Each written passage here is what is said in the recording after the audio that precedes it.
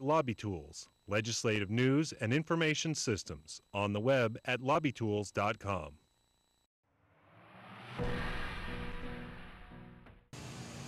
To improve the quality of education in Florida, tuition at 2 Florida universities may have to go up, way up.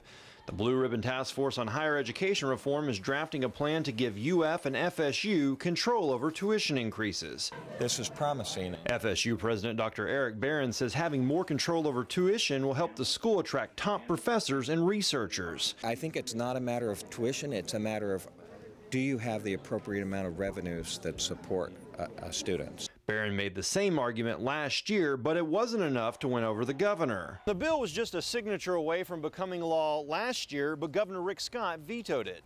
What's going to be the best for students in our state? What's going to help them, prepare them in the best manner to make sure they can get a job? Scott wants to keep costs down, a message echoed by students at FSU. I don't think that any school should have that type of authority. I mean, for education to get harder and harder to pay for while the economy is where it is right now, that's not fair to students. The plan has bipartisan support. House Democrat Alan Williams voted for the legislation Scott later vetoed.